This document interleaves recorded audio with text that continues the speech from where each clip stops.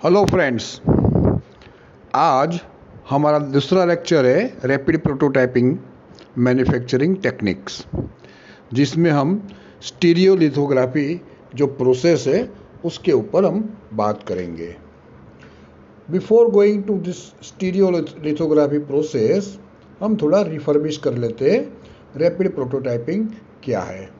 तो rapid prototyping क्या है, तो जो हमने लास्ट लेक्चर में डिस्कस किया था कि ये एडिटिव टाइप का एक मैन्युफैक्चरिंग प्रोसेस है जिसमें आप प्रोटोटाइप या मॉडल बना सकते हो, या कुछ छोटा सा आपका कुछ डेकोरेटिव ऑब्जेक्ट आपको कुछ बनाना है तो उससे आप बना सकते हो।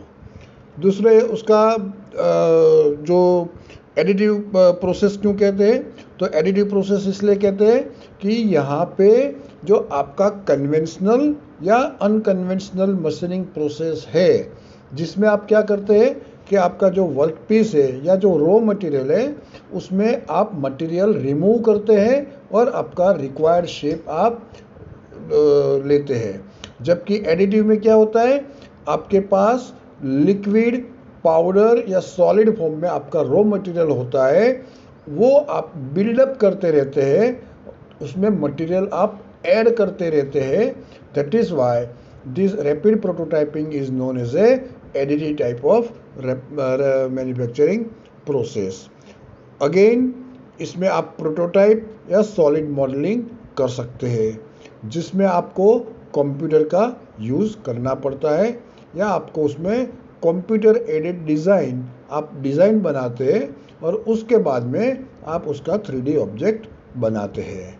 तो ये था आपका जो लास्ट लेक्चर में हमने जो डिस्कस किया था रैपिड प्रोटोटाइपिंग के ऊपर। उसके जो उसका ज़रूरत क्यों हुआ, तो आप उसमें फास्ट काम कर सकते हो। आपके पास कुछ आइडिया है, that idea you have to keep in the CAD, या मतलब आप डिज़ाइन आप बनाते हैं और इन जो इमीडिएटली आप उसके ऊपर काम करना शुरू करते हैं। कुछ एकदम जो डिफ़िकल्ट पार्ट्स जो मशीनिंग के लिए होते हैं, तो ये रैपिड प्रोटोटाइपिंग प्रोसेस में आप थोड़ा उसको ईजी भी कर सकते हो।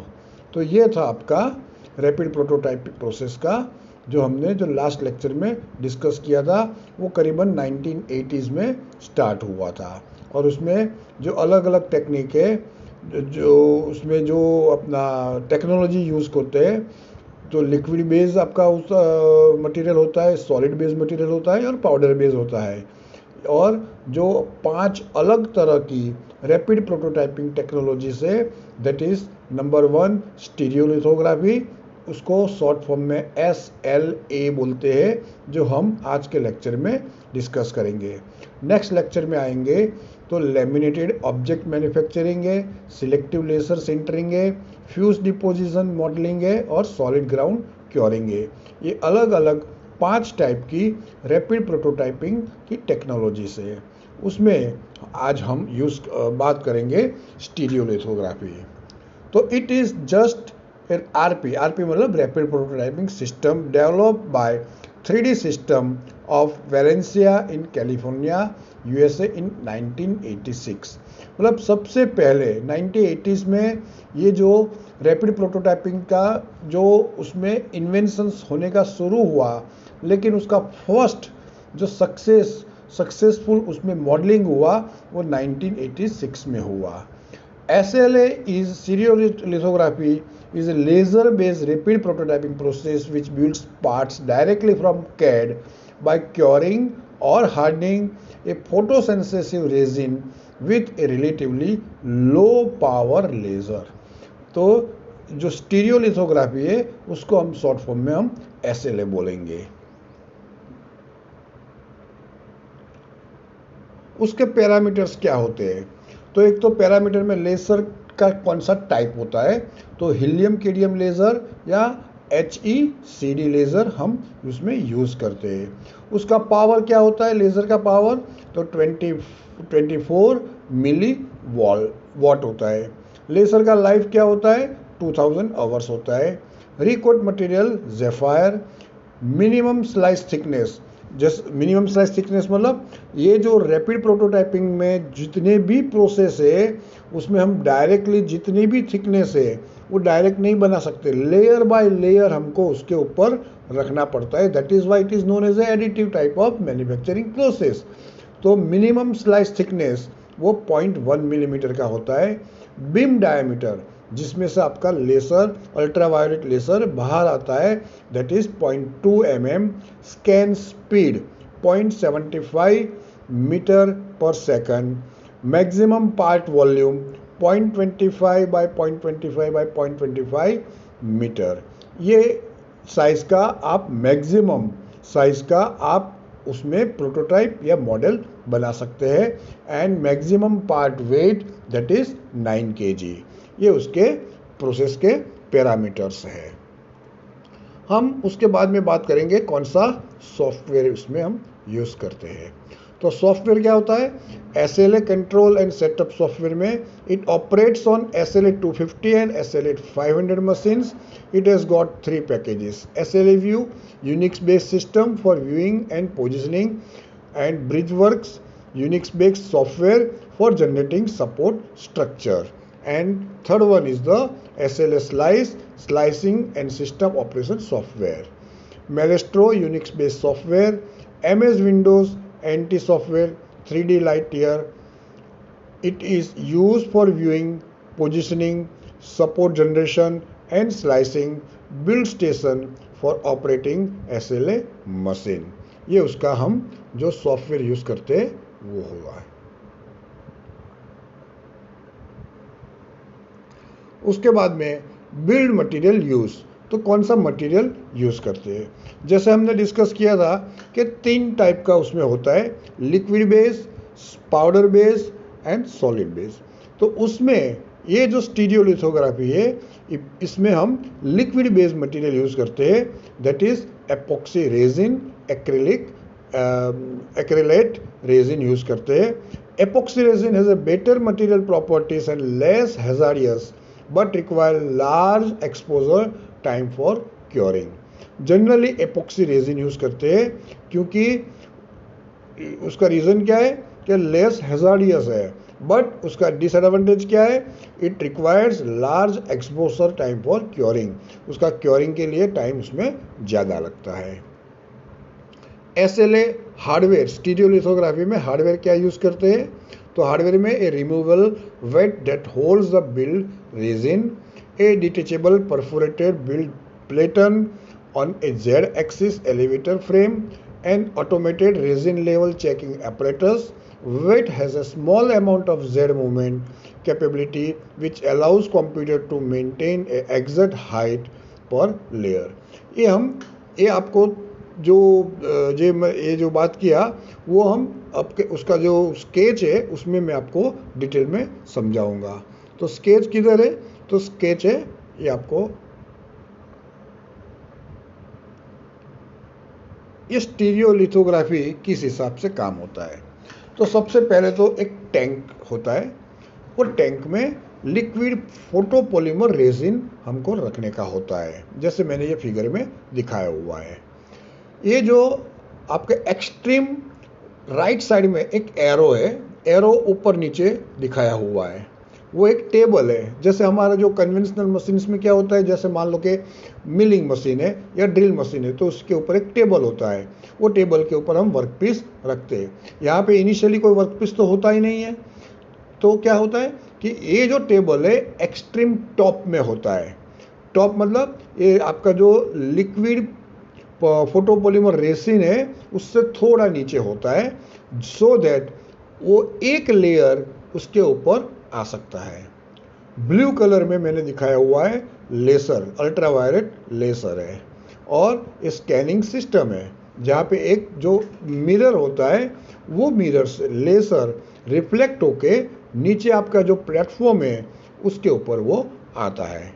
और कितना एरिया में आता है?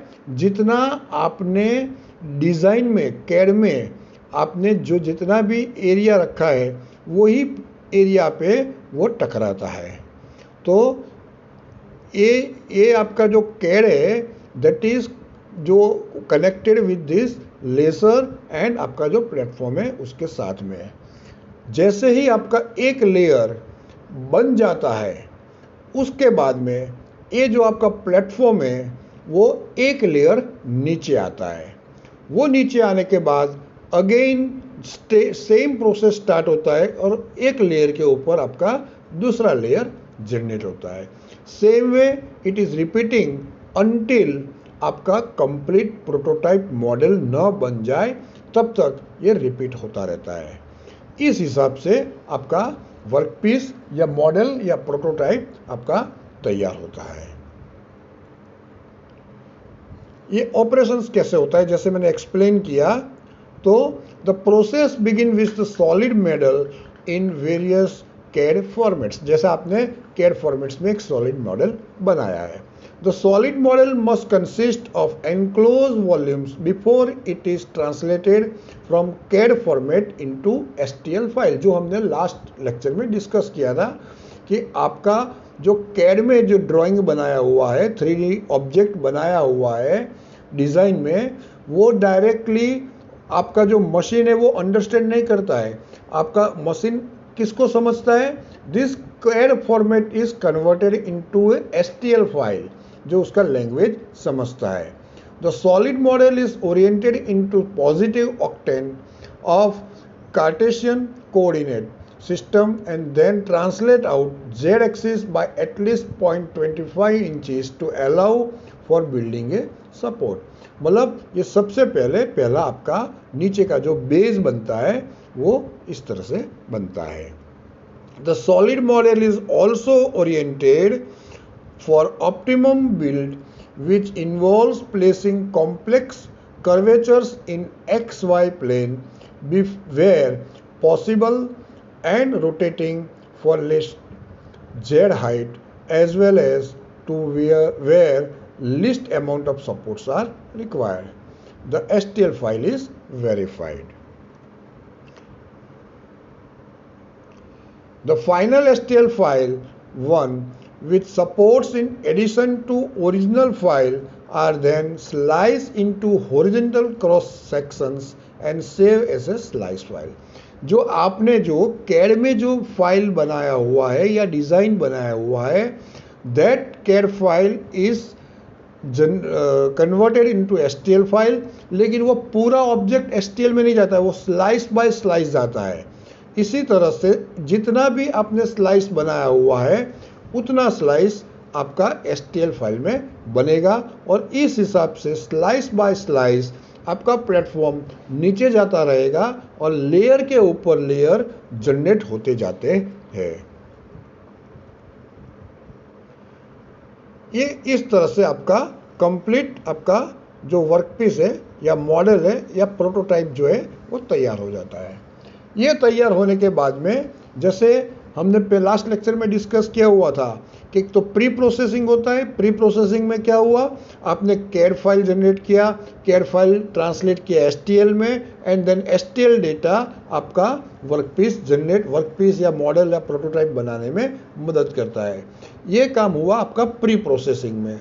उसके बाद में एक्चुअल वर्किंग होता है एंड कंप्लीट आपका मॉडल या प्रोटोटाइप बन जाने के बाद उसमें पोस्ट प्रोसेसिंग होता है। तो पोस्ट प्रोसेसिंग में क्या होता है कि जैसे आपका ऑब्जेक्ट या वर्कपीस या मॉडल बन गया, देन अल्ट्रावायलेट ओवन में आपको वो ऑब्जेक्ट रखना पड़ता है। मतलब एक ओवन होता है जिसमें अल्ट्रावायलेट रेज लेसर यूज़ करते हैं, और ये जो ऑब्जेक्ट या मॉडल बनाया हुआ है आपको वो ओवन में रखने का है, that is at required temperature.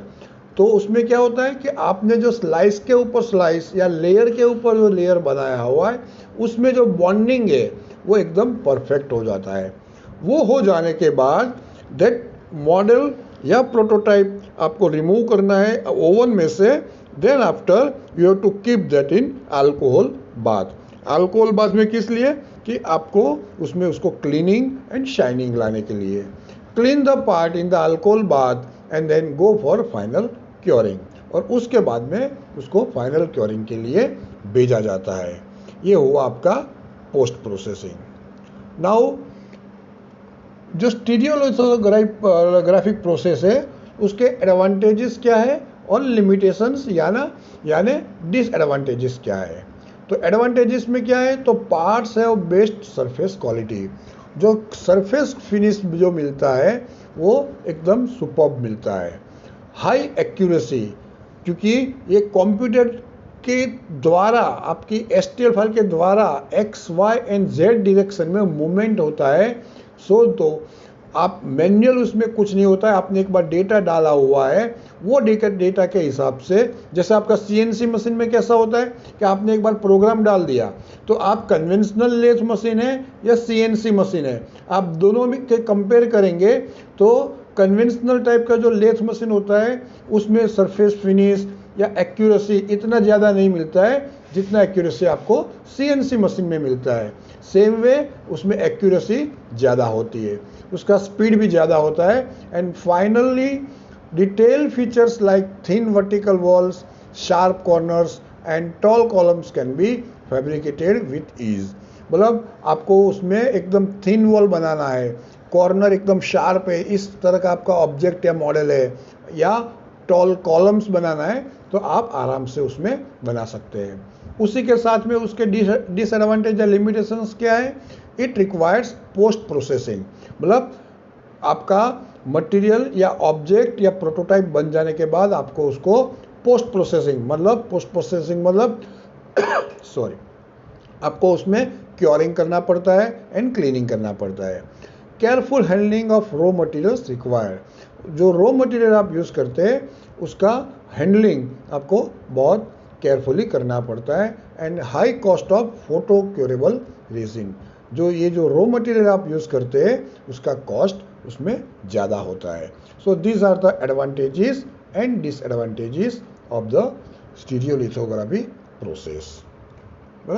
उसके एप्लीकेशंस क्या है, तो एप्लीकेशंस में है कि आप इन्वेस्टमेंट कास्टिंग के लिए यूज़ करते हो, विंड टर्बाइन मॉडलिंग, मतलब आपको कुछ विंड टर्बाइन का कुछ ब्लेड बनाना है या कुछ बनाना है तो उसका मॉडलिंग में यूज़ कर सकते हो, टूलिंग के लिए यूज़ कर सकते हो, इंजेक्शन मोल्ड टूल्स में यूज़ कर सकते हो।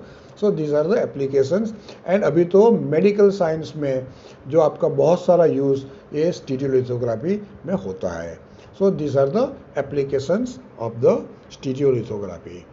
ये एक स्केच है जो लास्ट स्केच था वही सेम स्केच है कि जैसे एक टैंक है, वेट है, टैंक को वेट भी बोलते हैं, उसमें आपने इपोक्सी और एक्रिलाइट रेसिन डाला हुआ है। एक वर्टिकल टेबल है जो अप एंड डाउन होता है, हीलियम केडियम लेसर सिस्टम है, जो आपका वर्क पीस जो ये जो टेबल है जो मैंने अभी मिडिल में बताया है, but initially it was at the top in the sense कि जहाँ पे लिक्विड भरा है उससे थोड़ा नीचे। कितना नीचे, तो आपका फर्स्ट लेयर का जितना थिकनेस बनाना है इतना नीचे। देन आफ्टर जैसे जैसे आपका लेयर बनता जाता है you have to gradually move this platform to the lower side and layer के ऊपर लेयर आपका बनता